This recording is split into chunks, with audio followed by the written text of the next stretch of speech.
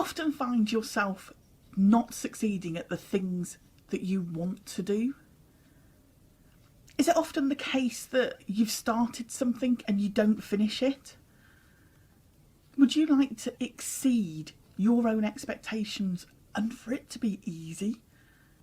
In this video, I want to delve deeper into your motivations and stop you from relying on your willpower for success.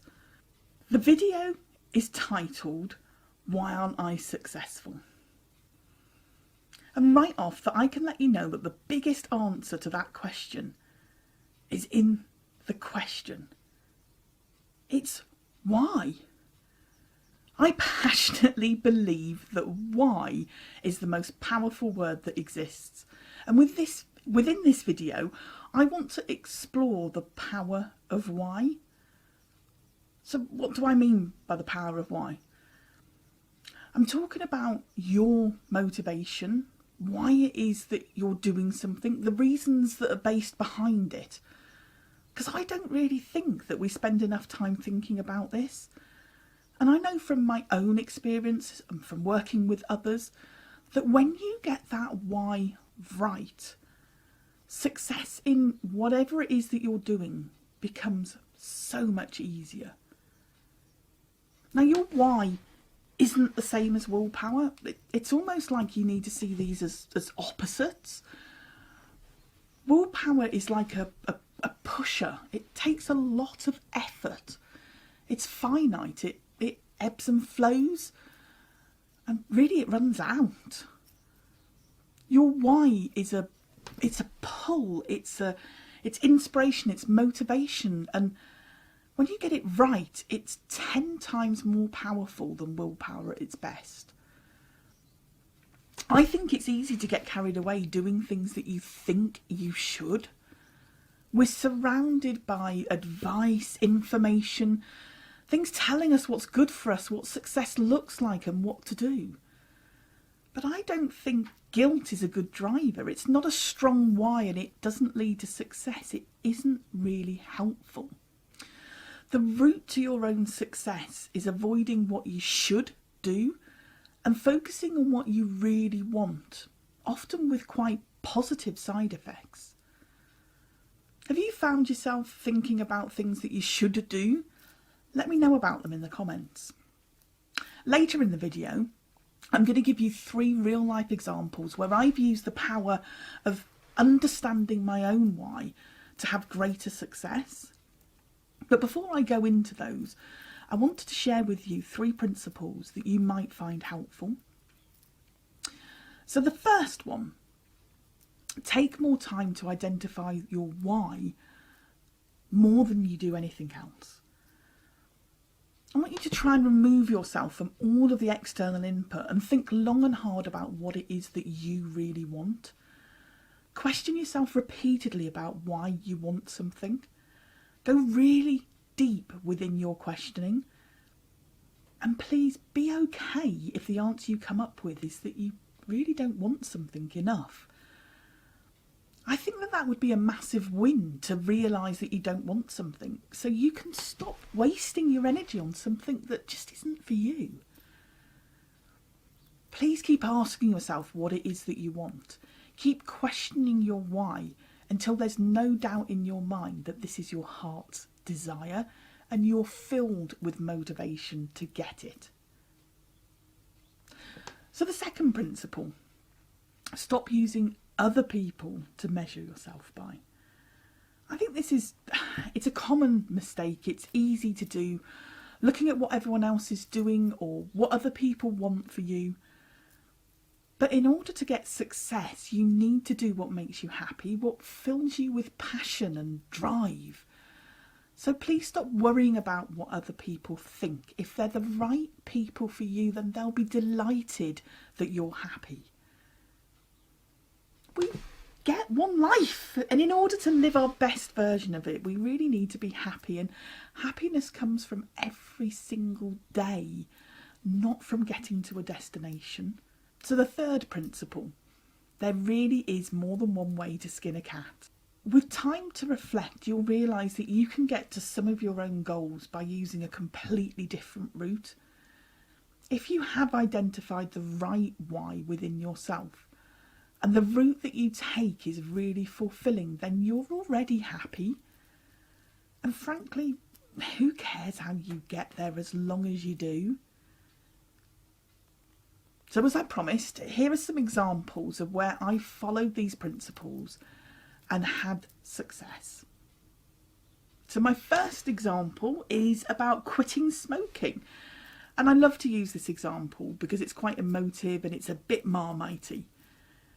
So I smoked for around 25 years and I was quite dedicated. I mean, I could smoke up to 30 a day if I didn't even try too hard. But everything around me told me that I shouldn't. Andy, my husband, he really hated it. Every packet that I bought had a horrible image on it telling me that this was bad for me.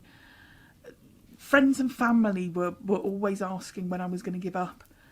And all the health information everywhere was just telling me that this was going to kill me.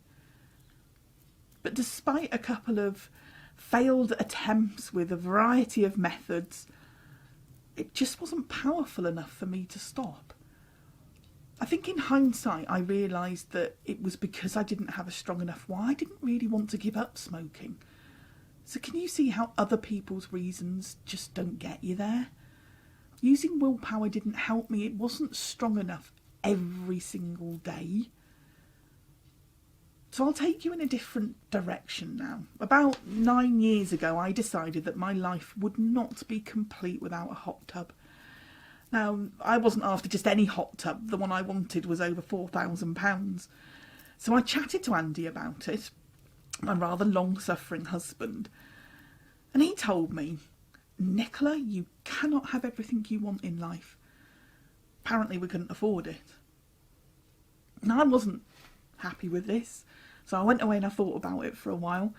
And I came up with one of my wonderful master plans. I went back to Andy and I said, if I quit smoking, can I have a hot tub?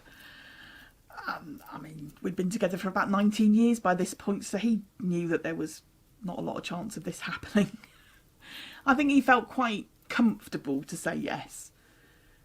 But you see, the thing is, I went away, I worked out that the money I spent each month on my cigarettes could get me a bank loan that I could repay for 2 years and it would cover the exact cost.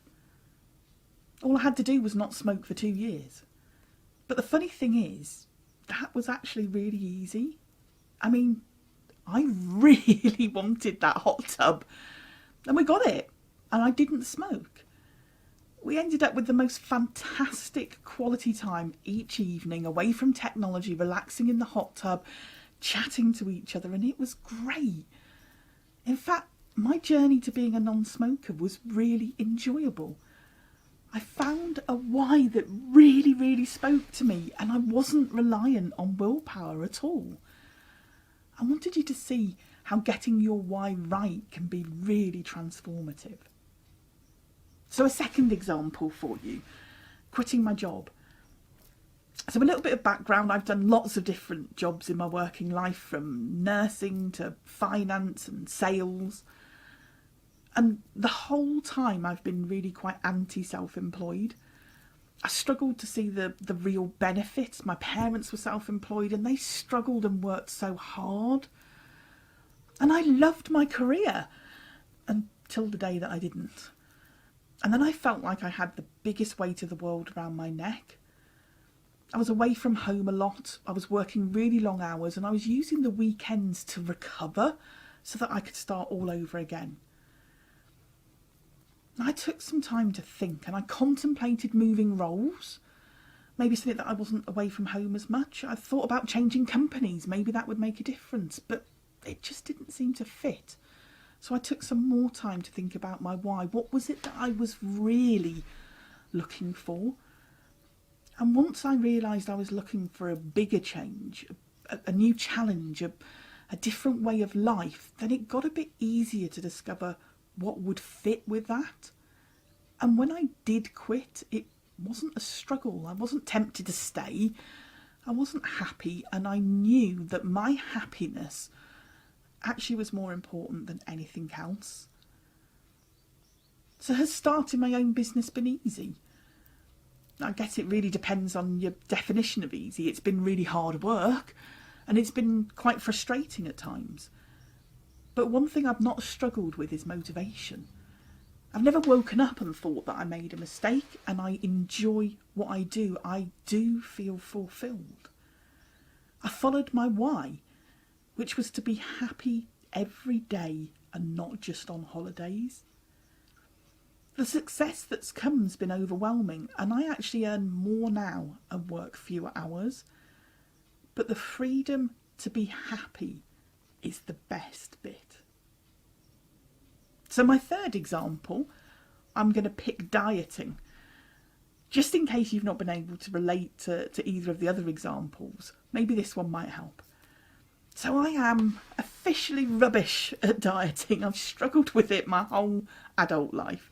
I find a brand new focus and it works for 3 months, and then I'm back to where I started. This cycle's gone on forever. So again, I'm going to go off on a little bit of a tangent. During lockdown, I took up a challenge with a friend that was completely unrelated. You might have heard of Couch to 5K. Now, before taking up this challenge, my average pace I would classify as a dawdle at best. I'd never even run before. But I wanted to do this for my mental health. I wanted to have something for me that I could do for myself, that I could do alone, that could create some space for me to really think. And over a period of 3 months, I found myself being able to jog for 40 minutes without stopping. And I felt totally amazing. There was loads of benefits physically and mentally, and it inspired me to do more. Last year I took on a challenge of climbing Snowdon, and that was really tough, but it was something I was never previously capable of, and it felt fantastic. But what's interesting is, as a result of enjoying the jogging, I actually find it easier to make healthier choices in eating. I want to keep up jogging for as long as I possibly can, and the less I weigh, the easier it is. I don't have to use any willpower. I just want to be able to enjoy my hobby. But my driver's not the scales. My why is something that's more important. I look for something that makes me happy, and that gets me where I want to be. So in summary, if you found that you're not getting the success that you're looking for, then try applying the 3 principles that I've spoken about. Take time to identify your why. Spend more time on that than anything else. Stop using other people to measure yourself by. And finally, remember there's always more than one way to skin a cat. So good luck in your own journey to success. If you've enjoyed this video, then leave me a comment letting me know why, and if you want to subscribe for some more content from me.